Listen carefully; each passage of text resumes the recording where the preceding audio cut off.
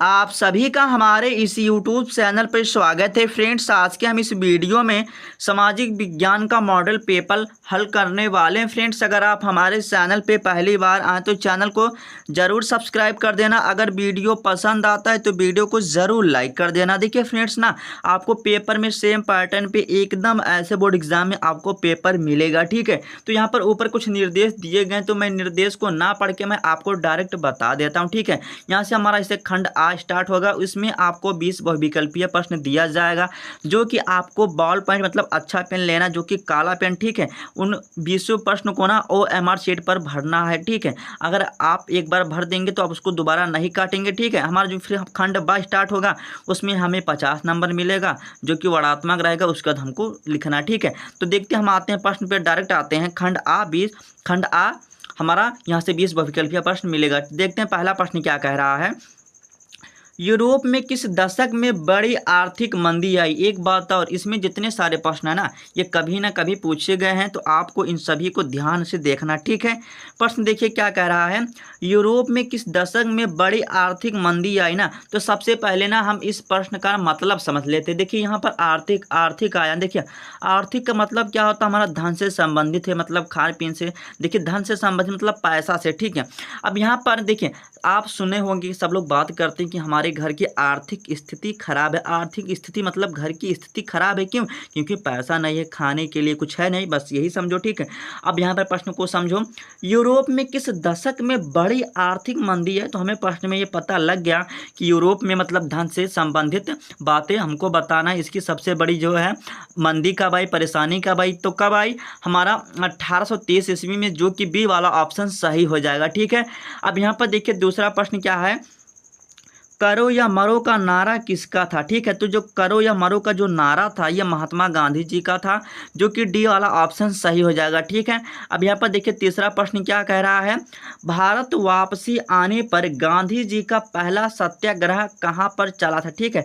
प्रश्न कह रहा कि जब महात्मा गांधी जब भारत वापस आए थे, तो उन्होंने क्या किया, सबसे पहले जो आंदोलन चलाया, ध्यान से सुनना, जो सबसे पहले आंदोलन चलाया, सत्याग्रह चलाया। लेकिन जो सत्याग्रह चलाया वह कहाँ पर चलाया, बस आपको यही बताना, ठीक है। तो हमारा ए ऑप्शन हो जाएगा, जो कि चंपारण में चलाया था, ठीक है। अब देखते हैं चौथा प्रश्न क्या कह रहा है।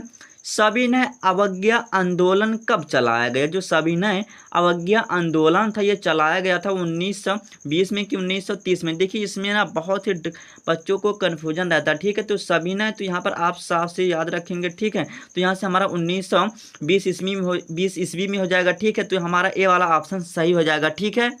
उसके बाद यहाँ पर देखिए जो पांचवा प्रश्न है, रिंडर पेस्ट क्या था, ठीक है। जो रिंडर पेस्ट था ना, वो क्या था आपको बताना है। तो एक क्या था, हमारा बीमारी था, जो कि बी वाला ऑप्शन सही हो जाएगा। जो रिंडर पेस्ट था ये हमारे पशुओं में लगता था, ठीक है, जो कि पशुओं मर जाते थे, ठीक है।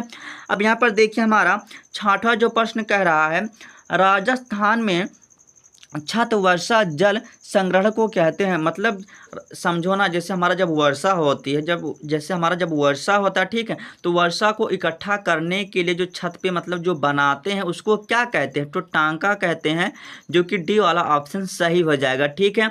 अब यहाँ पर देखिए सातवां प्रश्न क्या कह रहा है। निम्न में से किस राज्य की प्रति व्यक्ति आय सर्वाधिक है? देखिए अब यहाँ पर ना आपको प्रश्न को समझना है। देखिए अगर देखिए प्रश्न कह रहा है कि मतलब किस राज्य में, भारत के किस राज्य में जो प्रति व्यक्ति आय सबसे अधिक है, ठीक है, मतलब जो कमाई है सबसे ज़्यादा है। तो देखिए हमारा कहाँ पर, देखिए हमारा बिहार में तो हो नहीं सकता, ठीक है, राजस्थान में तो हो नहीं सकता, मेघालय में हो नहीं सकता, हरियाणा में, क्यों? यहाँ पर पढ़े लिखे लोग हैं, ठीक है। तो यहाँ पर हमारा ए वाला ऑप्शन सही हो जाएगा, ठीक है। अब देखिए यहाँ पर हमारा आठवां प्रश्न कह रहा है कि जो सलाल बांध है ना, वो किस नदी पर बना है, आपको बताना, ठीक है। देखिए फ्रेंड, जो आठवां प्रश्न है ना, ये बहुत ही ज़्यादा इंपॉर्टेंट है, हमारा मैप में भी पूछा जाता है, अभी मैप में पूछा भी होगा, ठीक है। तो देखिए प्रश्न कह रहा था कि सलाल बांध किस नदी पर स्थित है, मतलब किस पे बना, तो चिनाव नदी पर, जो कि बी वाला ऑप्शन सही हो जाएगा, ठीक है। अब देखते हैं परिषद के महत्वपूर्ण मंत्रियों की बैठक कब हुई थी, तो कब हुआ था, ये हमारा 1871 ईस्वी में हुआ था, जो कि डी वाला ऑप्शन सही हो जाएगा। ठीक है, अब देखिए 10वां प्रश्न क्या कह रहा है, यूरोप में प्रथम विद्रोह कब हुआ था। मतलब जो यूरोप में प्रथम विद्रोह कब हुआ था तो आपको ये बताना। ठीक है, तो हमारा जो प्रथम विद्रोह हुआ था 1820 ईस्वी को हुआ था, जो कि ए वाला ऑप्शन सही हो जाएगा। ठीक है, अब देखते हैं 11वां प्रश्न, भूमि एक है, मतलब भूमि एक है, आपको बताना भूमि एक संसाधन है। कैसे संसाधन है, तो भूमि हमारा क्या है, प्राकृतिक मतलब नेचुरली है, जो कि हमारा क्या हो जाएगा, सी वाला ऑप्शन सही हो जाएगा। ठीक है, अब देखते हैं भारत में कुल कितने संघीय राज्य हैं। ठीक है, तो भारत में कुल कितने संघीय राज्य हैं, सब जानते हैं बाबू, 28 राज्य हैं, जो कि हमारा बी वाला ऑप्शन सही हो जाएगा। ठीक है, अब देखिए विश्व में जल के कुल आयतन का कितना प्रतिशत भाग अलवणीय है। ठीक है, मतलब जो पीने योग्य नहीं है, अलवण है। ठीक है, मतलब पीने योग्य, ठीक है, उसमें लवण नहीं है। ठीक है, मैंने आ को ध्यान दिया नहीं, तो आप इस तरह वर्ड को ध्यान रखेंगे। ठीक है, तो आपको ना जो 13वां प्रश्न है आपको कमेंट करके बताना है इसका राइट आंसर क्या होगा। ठीक है, अब यहाँ पर देखिए 14वां प्रश्न क्या कह रहा है, राज्य विधानसभाओं में महिलाओं के प्रतिनिधि निम्न में से है।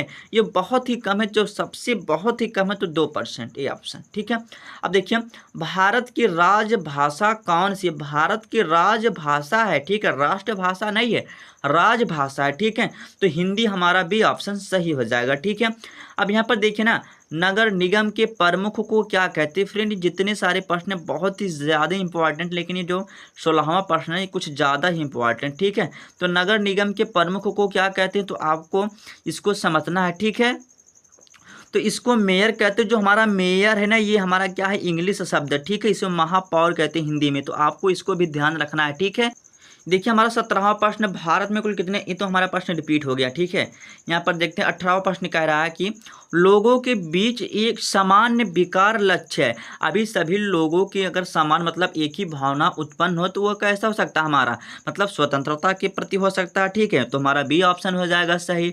ठीक है, अब यहाँ पर देखिए विश्व व्यापार में भारत की भागीदारी कितनी है, तो ये हमारा ना कितना, ये हमारा 2% है, मतलब ये भी 1% के बराबर माना जाता है। ठीक है, तो यहाँ पर आप बी ऑप्शन का लगा देना। ठीक है, अब यहाँ पर देखिए हमारा 20वां प्रश्न क्या कह रहा है, वर्ष 2006 तक विश्व व्यापार संगठन के कुल कितने सदस्य देश थे। ठीक है, तो हमारे कितने सदस्य देश थे, तो यहाँ पर आपको ये भी कमेंट करके बताना। देखिए अगर आप कमेंट करके बताएंगे मतलब प्रश्न को खोजेंगे तो आपको याद होगा, जो भी जितना इंपॉर्टेंट होता है मैं इसलिए कह देता हूँ कि आप कमेंट करके बताना। ठीक है, अब यहाँ से देखिए हमारा खंड 2 स्टार्ट होता है, वर्णात्मक प्रश्न रहेगा, आपको लिखना पड़ेगा। ठीक है, तो यहाँ पर देखिए पहला प्रश्न कह रहा है, गांधी जी ने असहयोग आंदोलन क्यों स्थगित कर दिया। मतलब जो असहयोग आंदोलन था महात्मा गांधी ने उसको क्यों रोक दिया। तो आपको ना इन सभी प्रश्नों को करना, अगर आप नहीं कर पाते हैं तो आप कमेंट करना, मैं इसको जरूर करा दूंगा। ठीक है, आप प्रश्न को स्क्रीनशॉट लेके हल करने की कोशिश जरूर करना। ठीक है, आपको यहाँ से 4 नंबर मिलेगा, अथवा अगर आप इसको नहीं कर पाते हैं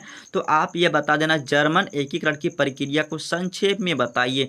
फ्रेंड्स ना इस प्रश्न में ना मतलब बोला जाए हिस्ट्री का सबसे मोस्ट इम्पोर्टेंट जो प्रश्न है ना, जर्मनी का एकीकरण और इटली का एकीकरण और ये असहयोग आंदोलन वाला, आप इन तीनों प्रश्नों को एकदम आप ना समझ के जाना। ठीक है, ये 100% आएगा, एक ना एक प्रश्न आपको पेपर में दिखाई ज़रूर देगा। ठीक है, ये मेरी गारंटी। ठीक है, देखिए दूसरा प्रश्न क्या है, पर्यावरण संरक्षण की आवश्यकता क्यों है। अब पर्यावरण की संरक्षण की आवश्यकता आप बना के भी लिख सकते हैं, ये आवश्यक क्यों है। ठीक है, यहाँ से आपको 4 नंबर मिलेगा। या अथवा करके दे रहा है कि भारत में खनिज तेल के वितरण एवं उद्योग का वर्णन करना, मतलब इसके बारे में बताना। ठीक है, अब यहाँ पर देखिए तीसरा प्रश्न क्या कह रहा है, लिंग विभाजन किसे कहते हैं, उदाहरण भी दीजिए। तो ये तो और आसान है, यहाँ से आपको 4 नंबर मिलेगा। या अथवा करके संघवाद क्या है आपको ये बताना है। उसके बाद यहाँ पर देखिए चौथा प्रश्न है, देखिए संगठित क्षेत्र किसे कहते हैं। देखिए फ्रेंड जितने इसमें जितने सारे प्रश्न है ना, इसमें आपको ने सभी प्रश्नों को ना स्क्रीनशॉट लेके लिख कर आपको समझना है। ठीक है, संगठित क्षेत्र किसे कहते हैं, 4 नंबर मिलेगा। अगर आप इसको नहीं कर पाते हैं तो वैश्वीकरण के द्वारा प्रवासन को समझा देना। ठीक है, अब ये हमारा लागू खत्म होता है। ठीक है, यहाँ से आप स्क्रीनशॉट ले लेना। ठीक है, अब उसके बाद यहाँ से ले लो। अब यहाँ से देखिए हमारा दीर्घ उत्तरीय प्रश्न स्टार्ट होता है। ठीक है, यहाँ से आपको 6 नंबर मिलेगा। ठीक है, हमारा देखिए जो हमारा लघु रहता है ना, समझ नहीं पाते हैं बच्चे, इसको लिख के ना लेते हैं। ये क्या करते हैं, 1.5 पन्ना 2 पन्ना कर देते हैं, जो सबसे बड़ी गलती करते हैं। जो लघु है ना, कम से कम मैक्सिमम ना, अगर आप क्या करते हैं, अगर आधा पेज लिखते हैं तो ये सफिशिएंट होता है 4 मार्क्स के लिए, ठीक है।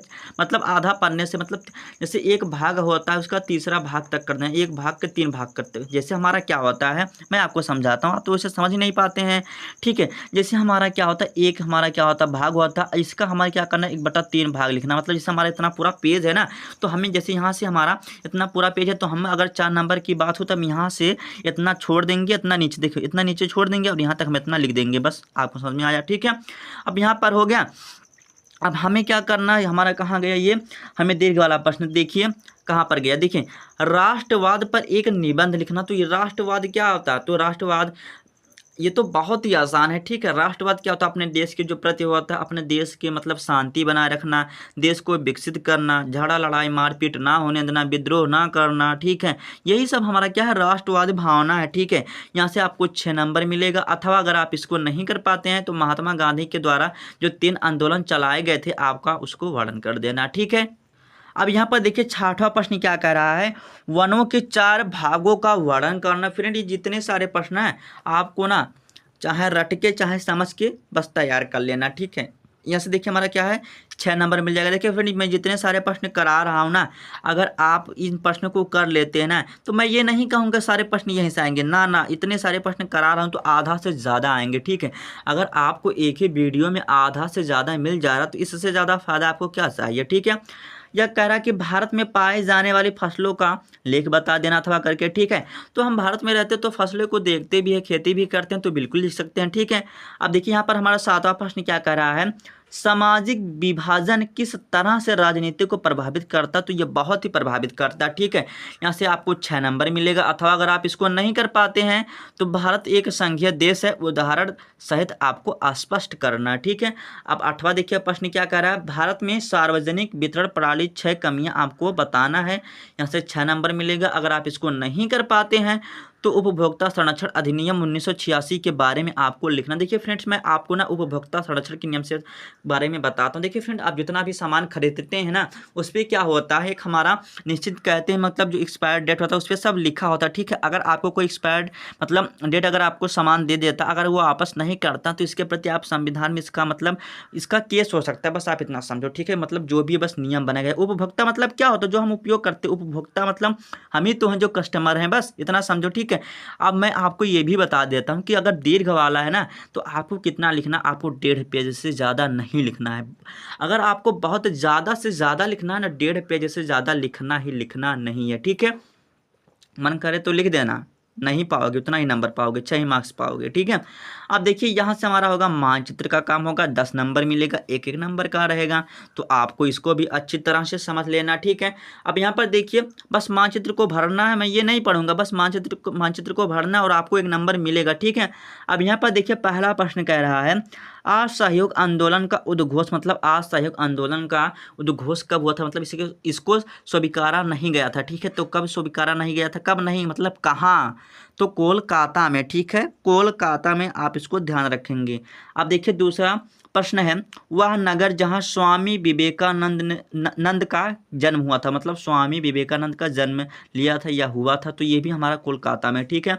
अब देखिए तीसरा प्रश्न क्या कह रहा है, वह स्थान जहाँ मुस्लिम विश्वविद्यालय, तो देखिए जो मुस्लिम विश्वविद्यालय है ना हमारा उत्तर प्रदेश में, जो कि अलीगढ़ में है, ठीक है।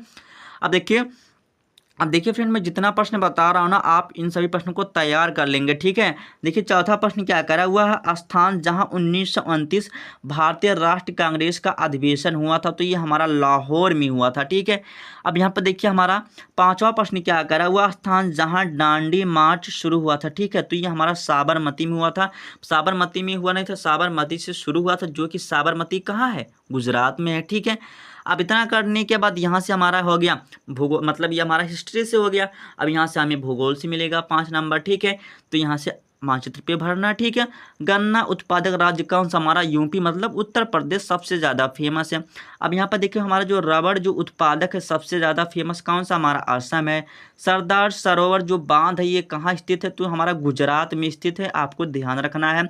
सलाल बांध हमारा चिनाव नदी में है। जो कपास खेती के लिए सबसे अधिक ये हमारा क्या है? ये भी मतलब आपको राज्य बताना, ये भी हमारा क्या है? गुजरात है। ठीक है, तो फ्रेंड्स मैं उम्मीद करता हूँ कि वीडियो आपको जरूर पसंद आया होगा। अगर वीडियो पसंद आया तो लाइक कर देना, अगर चैनल पर नया है तो चैनल को जरूर सब्सक्राइब कर देना।